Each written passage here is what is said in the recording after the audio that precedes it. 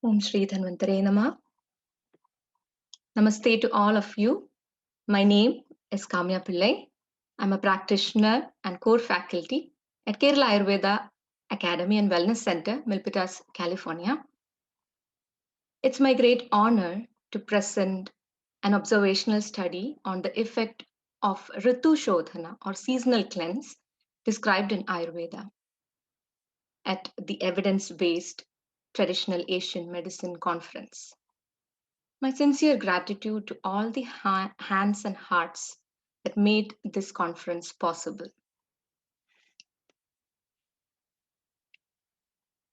Like all Vedic sciences, the focus of Ayurveda is to increase our physical, mental, emotional, and even spiritual potential. And one of the fundamental tenets of Ayurveda is that we are a reflection of nature, that the microcosm reflects macrocosm. Or, like Rumi says, you are an entire ocean in a drop. So it stands to reason that the outside energies affect us. The rhythm of sun, moon, tides, and season all have effect in our body. When it comes to the functions in our body, the functional energy in our body, there is the building energy, transformative energy, and the energy of disintegration or decline. And it's called Kapha, Pitta, and Vata, respectively. The level of these doshas fluctuate with respect to different times, be it with respect to the age, with respect to the time of the day, with respect to the time of digestion, or even the time of the year. For example, in the northern hemisphere, there are 4 seasons: spring, summer, fall, and winter. In the spring season, if we look around, we can see the building energy or the kapha energy is predominant. You can also see that the snow that has accumulated from winter starts to flow, increase and flow. So similar changes happens within our body. The kapha dosha becomes predominant in this season. So in people who have kapha predominant imbalance or who follow diet which is kapha aggravating, like sweet, sour, and salty predominant, or deep fried food, or who follow a sedentary lifestyle, in such people, the kapha aggravation becomes really predominant. And they may even end up having diseases or kapha predominant symptoms like runny nose, sinus congestion, cough, itchy skin conditions, etc. So the seasonal changes does have influence on the mind-body system, and this will lead to the accumulation and aggravation of a particular dosha. We do a seasonal cleanse at the transition, especially during spring and fall season, to prevent this imbalance. Seasonal regimen is also mentioned exclusively in Ayurveda, where we make dietary changes and lifestyle changes, and if required, a seasonal cleanse is also suggested. It is one of the most powerful tools in Ayurveda because it has preventive, preservative, and promotive action. Now, why is the Ayurvedic cleanse unique? To tell you more about it, I will introduce 3 Sanskrit terms. The first one is Sharira. Sharira denotes body. Now, the meaning of Sharira is that which is dying every moment. And if we think about it, our body is dying every moment. Millions of cells are dying every moment. For example, the red blood cells die and recreate every 120 days. And even in Greek mythology, we say you cannot step in the same river twice because it's not going to be the same river and the person is not going to be the same person. Our system is dynamic, and that is what is indicated by Sharira. From the moment we are born till our death, it's a slow programming towards death. But it also gives us an opportunity to repair and reinvent our system. And that is what we do with the seasonal cleanse.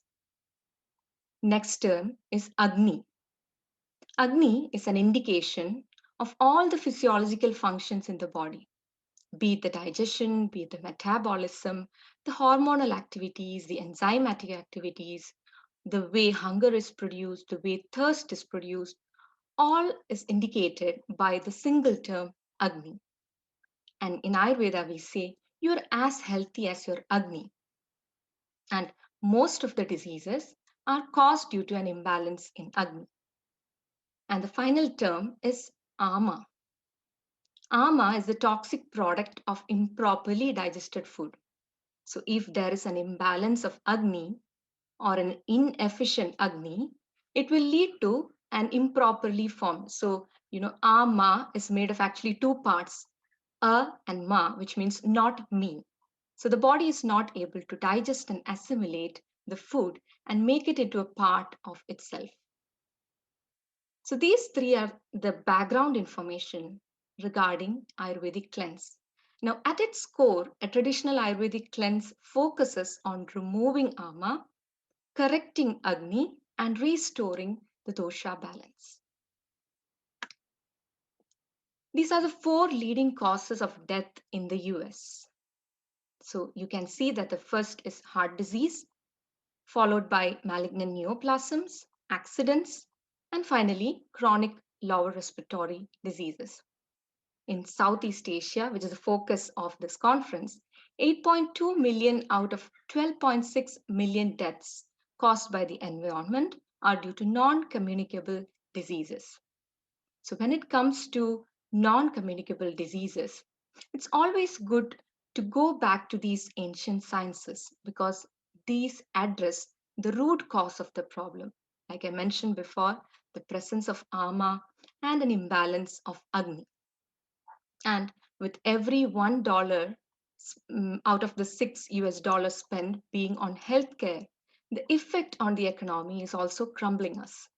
So it is time to focus on preventive medicine, and seasonal cleanse is a part of the preventive medicine protocol in Ayurveda.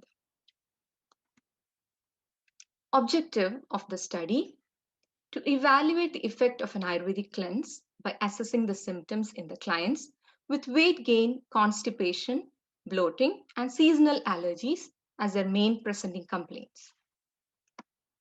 The study was conducted at Kerala Ayurveda Academy and Wellness Center, Milpitas, California, from year 2018 to 2019 and 2020.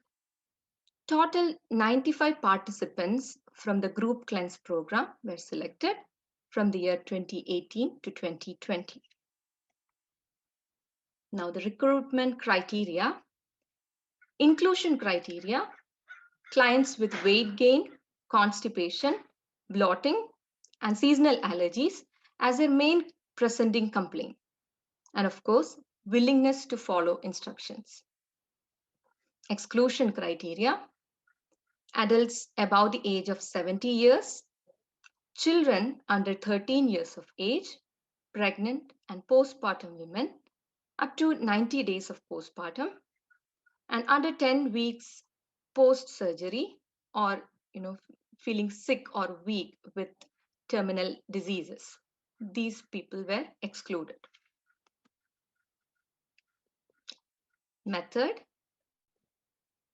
a traditional Ayurvedic cleanse is done in 3 phases. The first phase is the preparatory phase, and it is again divided into 3 parts. The first part is where we focus on removing Ama and enhancing the efficiency of Agni. And that is called the digestive protocol, where we suggest specific diet, lifestyle, and if required, herbs and formulations for these purposes. The second part is where we do oleation. Oleation is giving medicated ghee in a definite dose, gradually increasing it to a point where the body is completely saturated with this ghee. And we look for certain signs and symptoms to understand saturation. This entire process may take from 5 to 7 days. And the final part is sudation. where we make use of sweating therapy. This can also be done by doing a long hot shower at their home after applying Ayurvedic oils. The phase 2 is called purification phase, where the actual cleansing process is done. And here we make use of the therapeutic purgation or virechana.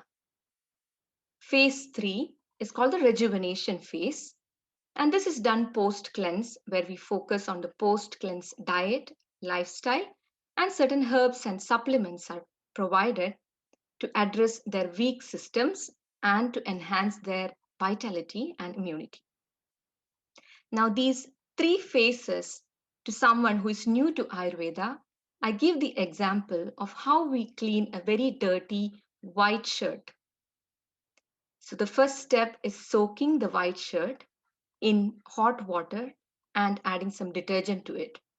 The intention is to lubricate it and remove the waste, the dirt, right? So, similarly, in our body, when we do the first phase, the preparatory phase, we loosen up the accumulated waste and bring it, lubricate it, and bring it to the gut.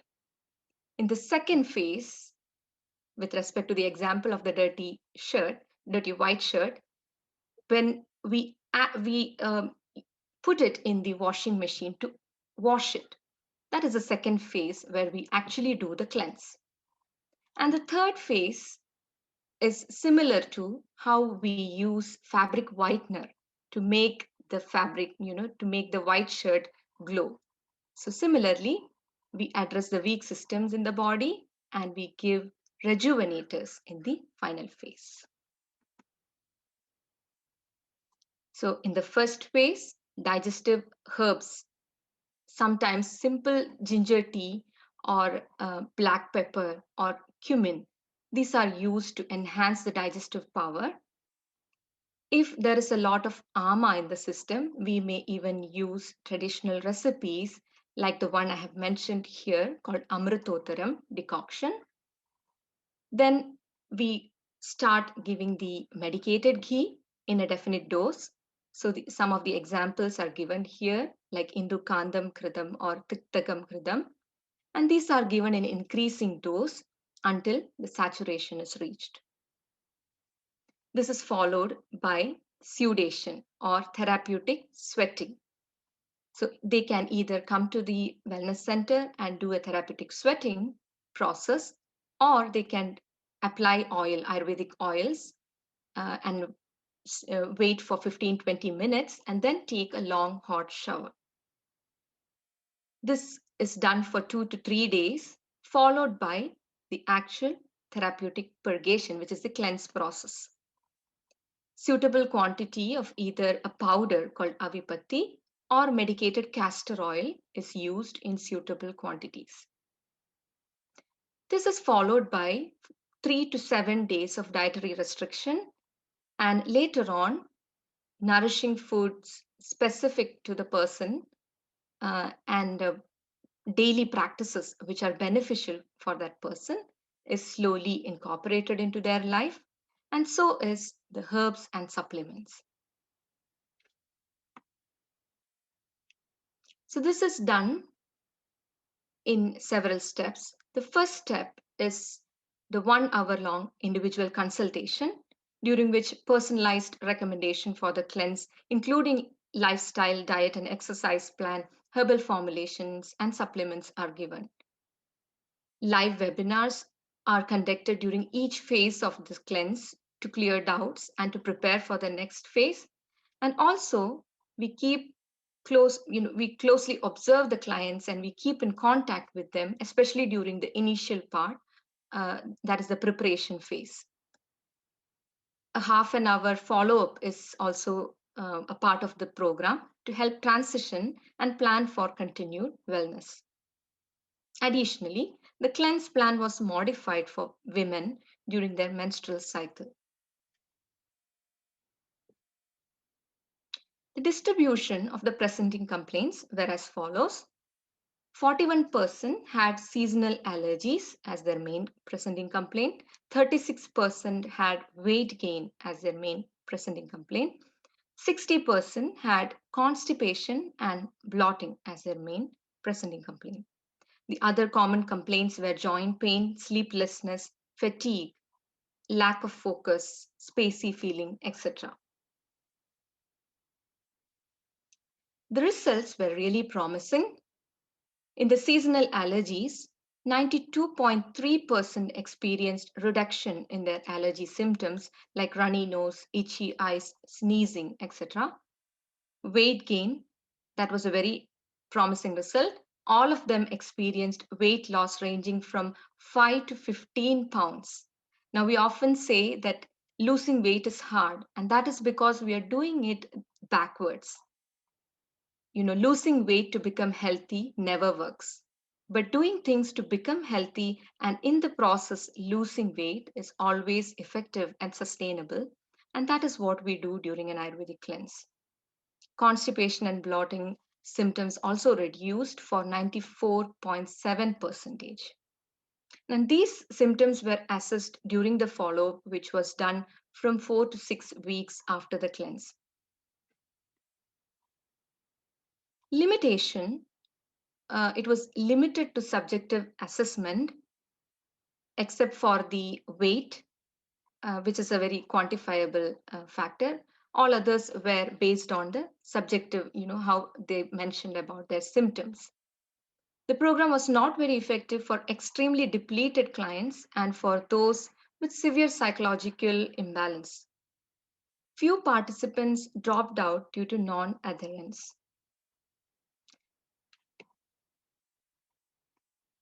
And I would like to um, thank Dr. Jayarajan Kodikanath for giving me opportunity to do the cleanse program at Kerala Ayurveda Academy and Wellness Center. I'd also like to thank Dr. Sriranjani Jaydeep for giving me valuable inputs. Now, what I have not mentioned here as part of the cleanse is the effect of the seasonal cleanse on mind. And as per Ayurveda, we say health is a byproduct of enlightenment. And these cleanse gives an opportunity to actually connect with ourselves, to understand who we are, what are our strengths, what are our weaknesses, and other idiosyncrasies. And in this process, by doing this, it helps us to make us a better version of ourselves. With that, I would like to conclude. Thank you to one and all.